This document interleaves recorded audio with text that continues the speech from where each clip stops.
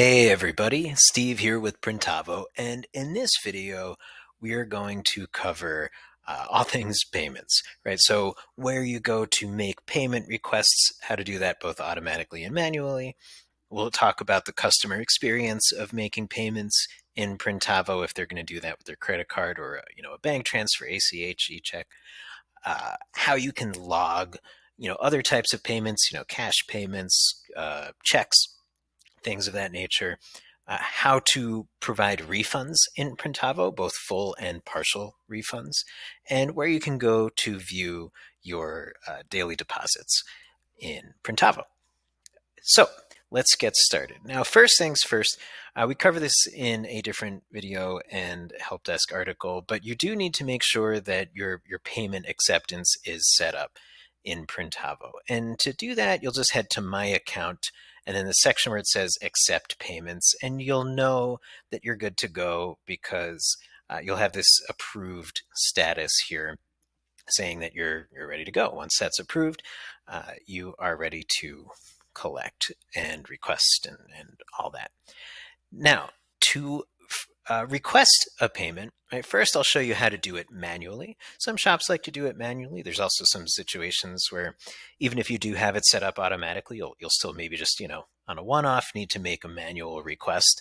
So let's cover that first. So I'm just on this sort of makeshift job here, and I am in one of my sort of internal testing environments here at Printavo, just because I'm playing with fake money, but everything, all the click paths, everything is exactly the same. Now, the first thing I'm going to do to request a payment is go to this button here within a job, right? I have my sub sort of job buttons here, and I'm going to click the one that says Payments and Expenses.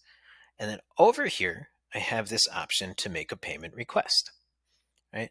Now, what this payment request button is ultimately going to do when I submit this is on the customer's invoice. And you know what? Let's actually get that ready here. Open up my public invoice view. On the invoice, we're going to turn on a green button that lets the customer pay, right? Again, either through credit card or ACH, bank transfer, e-check, whatever. So again, to do that, what I'm going to do is I'm going to click this button that says add a payment request. And again, I'm adding the button. And you'll see I have three different options here. I have none, I have email, I have SMS message, and we'll just sort of cover these in order. So none just means turn on the button, right? If I click submit here, it just means turn on the button, turn on that green button. In this case, that lets the customer pay us $403.08. If I elect to submit with this email button, then I'll just, perhaps have a preset message template that I've made under my account, or I want to just write something manually. And what this does is, in addition to in addition to adding the green button onto the invoice, we're also going to proactively send an email to the customer to say, hey, could you make a payment, right?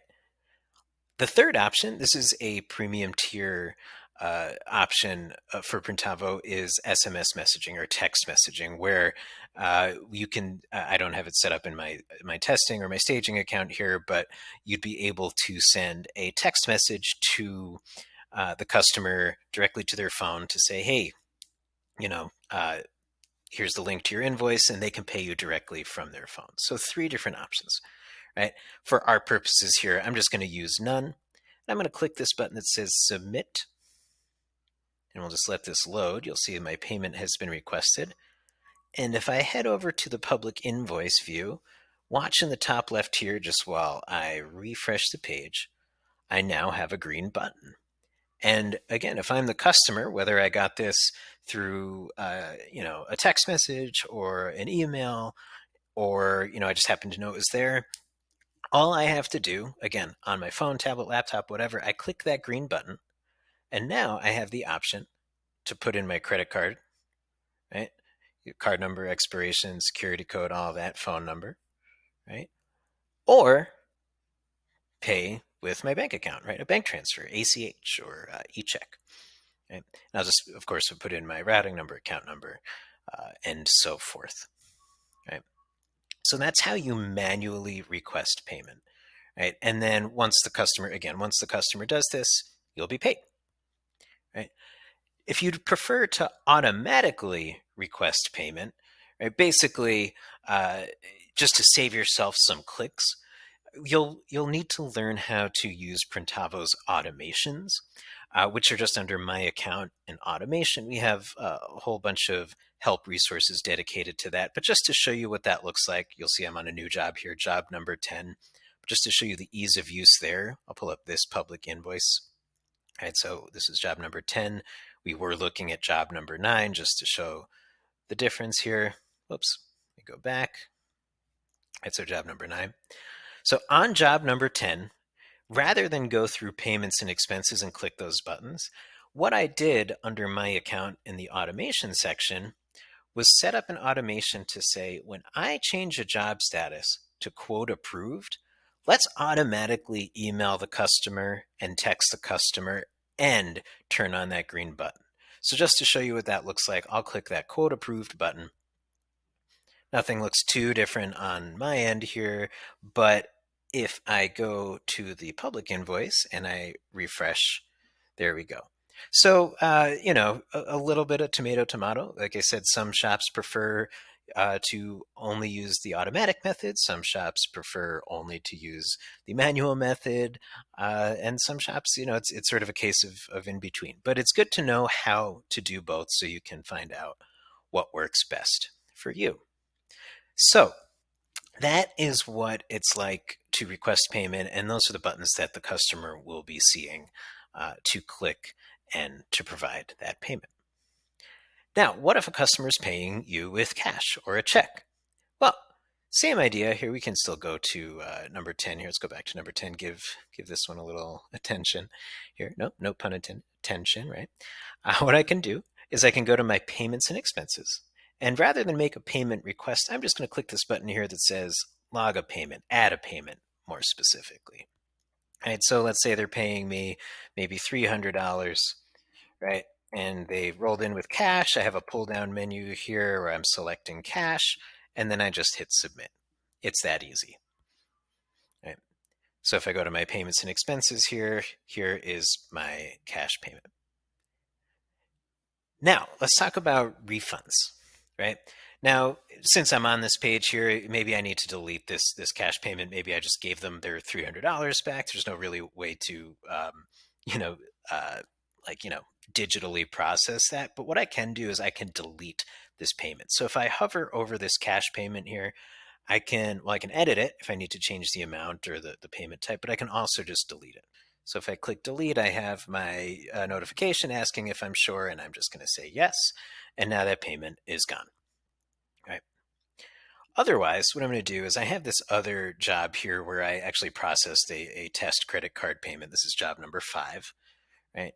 And something else to notice here that I realized I didn't call out before is you'll see that the amount outstanding, of course, goes down as the payments are processed. But the difference here is, in this case, I used a credit card payment.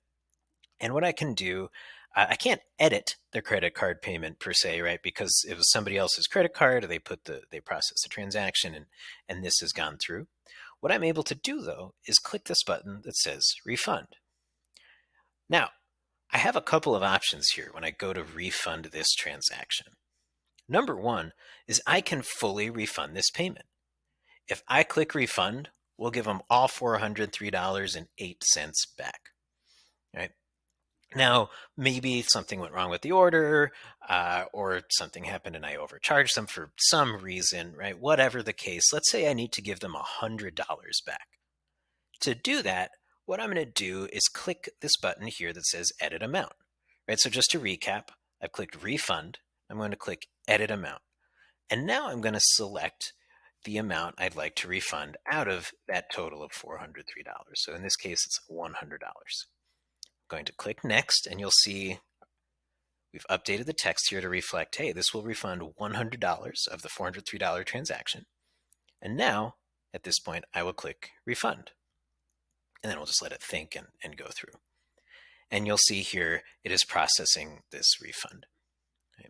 Now, if you need some more details about the payment or the refund, because sometimes you do, right? So if I click on this payment link or the linked text, I should say, you'll see we have this pop-up screen here that says, it's a credit card payment. There will be times where you might need this transaction ID. Here's where that lives. In this case, I've already refunded the payment. Otherwise, I believe it would say something along the lines of, successful payment. Steve, it's me who's logged in. Here's the gross amount of the payment, last four of the card billing address, and so forth, right? And you'll see here if I go to the refund, it looks similar. We're just talking about the amount refunded. The transaction ID would be different because this is technically a different transaction, right? One note here is you're only able to process a partial refund once a payment has cleared, right? So once that customer's credit card or bank transfer has gone all the way through and it's a successful payment. If you need to cancel that transaction prior to its clearance, all you do, you click the same buttons. You still click refund, right? And then you would just click the refund button. But what would happen is it would just say, hey, this is still processing. Would you like to void the transaction? So you only have an option to fully void a pending transaction. If you need to do a partial refund, then you just need to wait until that settles and then you can process that refund. But you know what, since we're here, let's do a full refund. I'll click that green button. And again, that is fully refunded. And here we are. Right?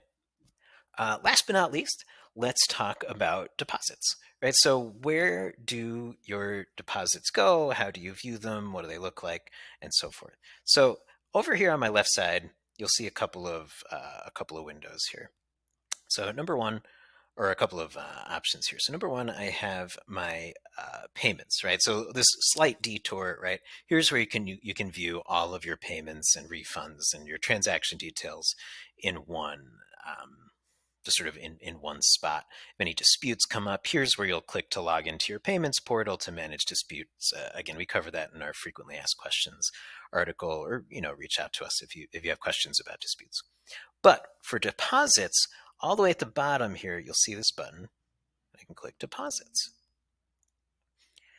And you'll see every day, now these are old, and again, it's a test account. These are a few months back, but every day we will process your deposits. Now, again, things, credit card transactions, bank transfers, they still might take a couple of days to clear and to fully process, but every day, everything that's cleared and ready to go will live here in your deposits. And if I may just clarify a little further, it's any day that a bank would be open, I think is the easiest way to say it, right? So, if it's like a 3-day weekend, then you might not see the deposit until Tuesday. If things clear after, I believe it's 9:30 p.m. Eastern time, that doesn't count until sort of the next day's deposits. But again, you can see a full list of your gross transactions, your nets, your grosses, any fees were paid. You'll also see something here called rollover.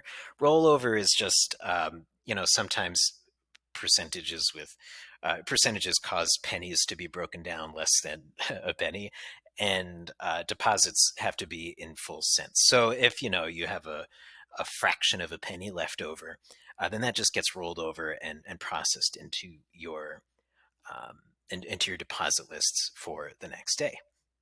All right. Thank you so much for taking the time to listen and learn about payments and refunds and deposits. If you have any questions about how these work in Printavo, feel free to reach out to us. If you are an active subscriber, you can reach out to your dedicated success manager or email us at success, SUCCESS at printavo.com, or you can reach out to us or anybody can reach out to us at support, SUPPORT, at printavo.com, and we'd be happy to help. Again, thank you so much, and have a great day.